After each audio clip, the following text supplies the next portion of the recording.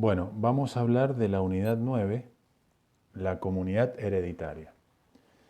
¿Qué es lo que es la comunidad hereditaria? Como concepto decimos que la comunidad hereditaria es aquella que se forma cuando al momento de la muerte del causante, o sea, de la apertura de la sucesión, se presentan en esa sucesión más de un heredero con derecho a la misma. Por lo tanto, se va a producir un estado de indivisión de los bienes del causante desde el momento de la apertura de la sucesión, o sea, desde su muerte hasta que se produzca la partición y se establezcan las hijuelas, las porciones que le van a corresponder a cada uno de los herederos. En este periodo que va desde la muerte hasta la partición, en la comunidad hereditaria, ninguno de los miembros, ninguno de los coherederos que forman parte de esta comunidad va a poder reclamar derechos sobre bienes en forma particular. No puede decir, esta casa me va a corresponder a mí, este auto a vos. Hasta que llegue la partición y se determinen las hijuelas que le va a corresponder a cada uno. Entonces, mientras dure la comunidad, cada uno de los miembros de la comunidad van a tener derecho a un todo ideal, un todo indeterminado, que recién se va a conocer cuando llegue el momento de la partición. ¿Cuáles son las relaciones que determina la comunidad hereditaria? Tenemos relaciones externas y relaciones internas. Dentro de las relaciones externas tenemos la posesión de bienes y la reivindicación de bienes. Con respecto a la posesión de bienes, decimos que si uno de los herederos, durante el periodo de indivisión de los bienes, mientras dura la comunidad, entra en posesión de alguno de los bienes de la herencia, él no va a poseer a título de dueño exclusivo de ese bien, sino que va a poseer ese bien en nombre de la comunidad de la cual él forma parte. Y con respecto a la reivindicación, decimos que si en este periodo de tiempo donde está vigente la comunidad, algún heredero inicia la acción reivindicatoria y logra reivindicar un bien que se encuentra en poder de un tercero, esa reivindicación no va a ser a título propio, o sea, él no va a reivindicar el bien para su patrimonio, sino que lo va a traer, lo va a reivindicar para la comunidad de la cual él forma parte. Después tenemos las relaciones internas. Dentro de las relaciones internas tenemos el uso exclusivo de cosas comunes y los arrendamientos de uno de los coherederos de un bien comprendido en la comunidad. ¿Qué es lo que es esto del uso exclusivo de cosas comunes? Puede darse el caso de que una vez que se produce la apertura de la sucesión con la muerte del causante, uno de los coherederos hace un uso exclusivo de una cosa que pertenece a la comunidad, o sea, que pertenece al patrimonio de esa herencia. El resto de los herederos pueden, por ese uso exclusivo que él está haciendo, si lo consideran conveniente, exigir un pago en compensación por ese uso exclusivo que está haciendo de esa cosa que no es de él, sino que pertenece a el acervo hereditario. Con respecto al arrendamiento de uno de los coherederos de un bien comprendido en la comunidad, acá la doctrina está dividida. Para un grupo de autores dicen que este arrendamiento, si uno de los herederos después de muerto el causante arrienda o continúa con un arrendamiento de un bien que pertenece a la sucesión, ese arrendamiento se debe extinguir, ese contrato, porque es incompatible que una persona que es dueña de un bien a su vez sea inquilina de ese bien. Para otro grupo de autores dicen que no necesariamente ese contrato hay que extinguirlo, ese contrato puede continuar. ¿Por qué? Porque en este periodo de tiempo donde todavía no se conoce si ese bien que se está arrendando en definitiva le va a corresponder a ese heredero en su hijuela, ese contrato es válido y podría válidamente seguir arrendando el bien hasta que llegue la partición. Después de la partición se verá si le toca o no le toca en su hijuela ese bien. ¿Qué pasa con la situación de los créditos y las deudas divisibles? Decimos que los créditos y las deudas que sean divisibles se van a dividir de pleno derecho entre los herederos y de acuerdo a la porción que a cada uno de ellos le corresponda en la herencia, y deberán ser divididos y entregados a los distintos coherederos sin necesidad de que lleguen indivisos a la partición. Esto se debe a que por una simple operación aritmética se pueden dividir y no seguir en esa situación hasta la partición. Después tenemos el derecho de persecución. El derecho de persecución es el derecho que tienen los coherederos contra un deudor de la sucesión de poder perseguir la parte de su crédito que le corresponde en la herencia.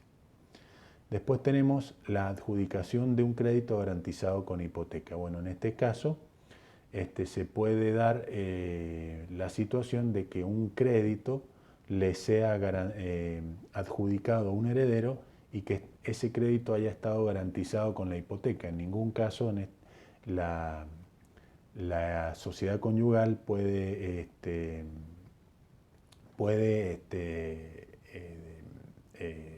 entregarle ese bien al heredero eliminando el derecho de garantía, salvo que se acuerde lo contrario.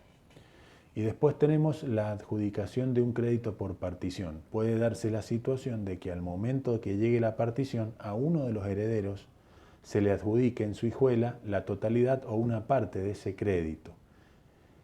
Sería una situación donde el crédito en su momento no se dividió y llegó indiviso a la partición. Después tenemos el pago parcial y la insolvencia del deudor posterior al pago parcial. En este caso se da si un acreedor de la sucesión inicia el cobro de su crédito contra la sucesión y al haberse dividido ese crédito entre los distintos herederos, él va a poder ejecutar la totalidad o en forma parcial a cada uno de los herederos. Y también hay que ver acá qué va a pasar con los herederos si fuese el ejemplo al revés.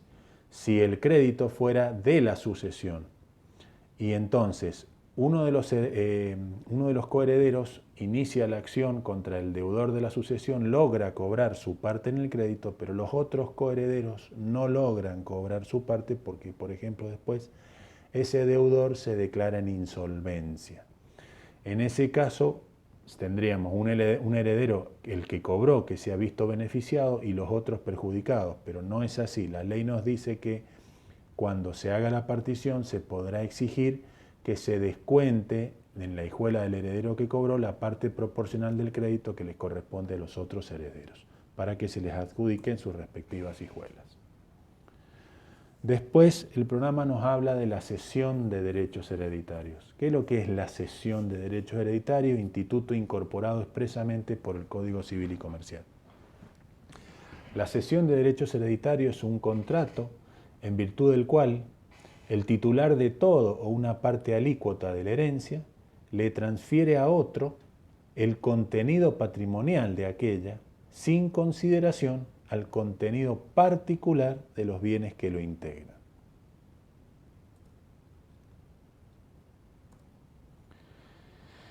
Caracteres de este contrato: es un contrato bilateral, es un contrato consensual, es un contrato formal porque tiene que hacerse por escritura pública, es un contrato, que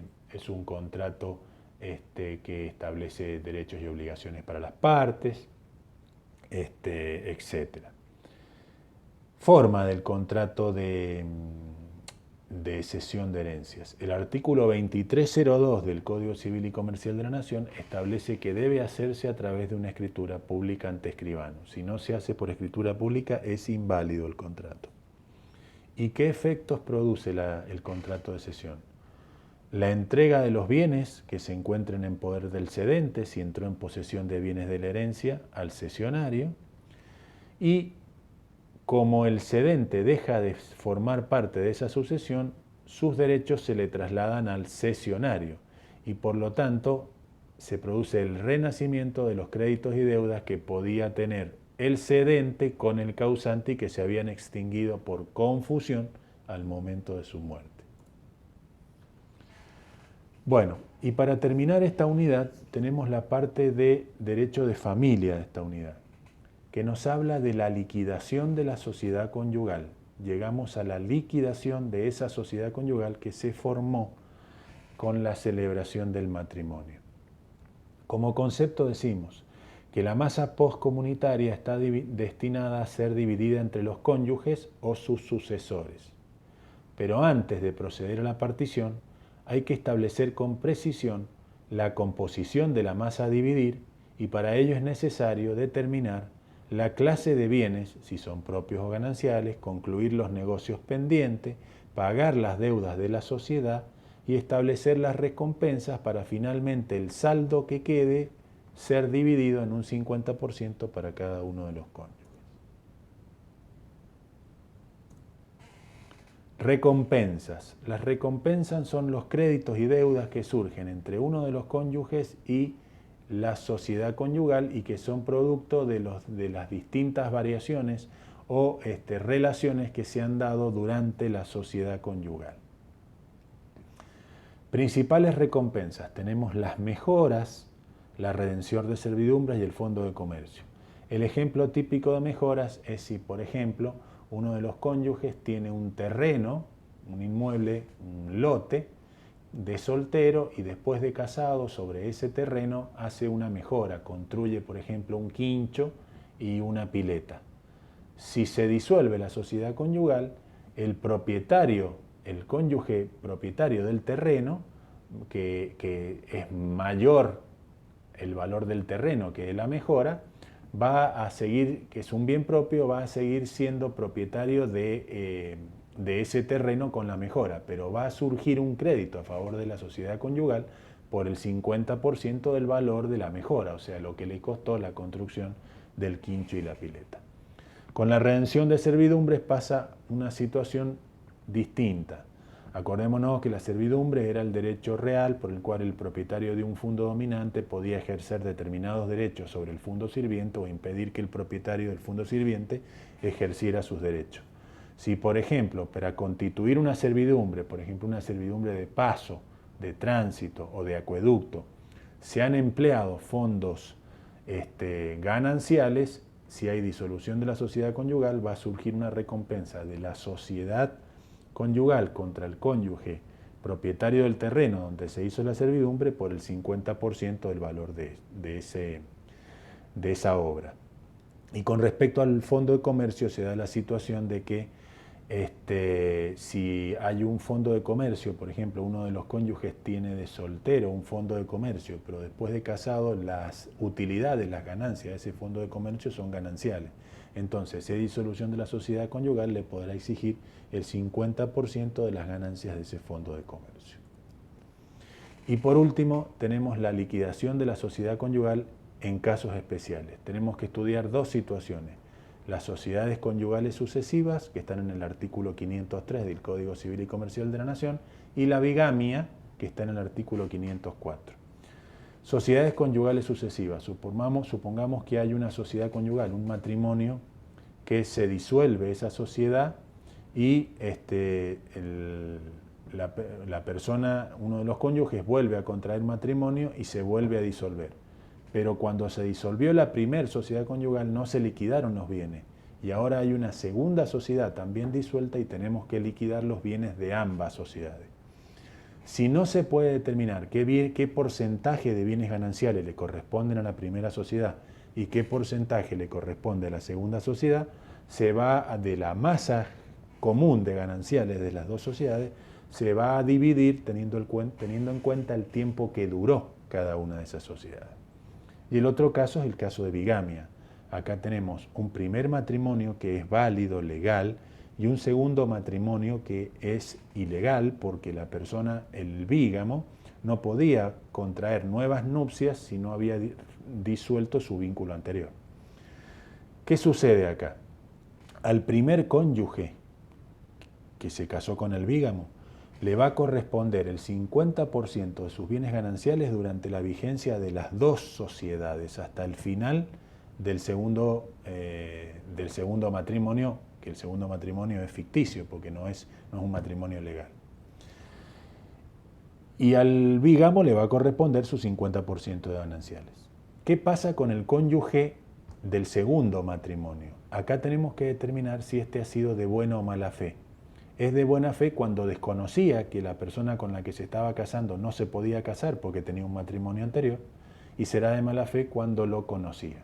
Si es de buena fe, él va a poder reclamar el 50% de bienes gananciales durante el tiempo que duró su supuesto matrimonio, y lo va a cobrar de los bienes gananciales que le quedaron al bígamo del matrimonio legal, y si no alcanza a cubrir la parte que le corresponde, puede atacar los bienes propios del bígamo. Si el cónyuge es de mala fe, no va a recibir nada.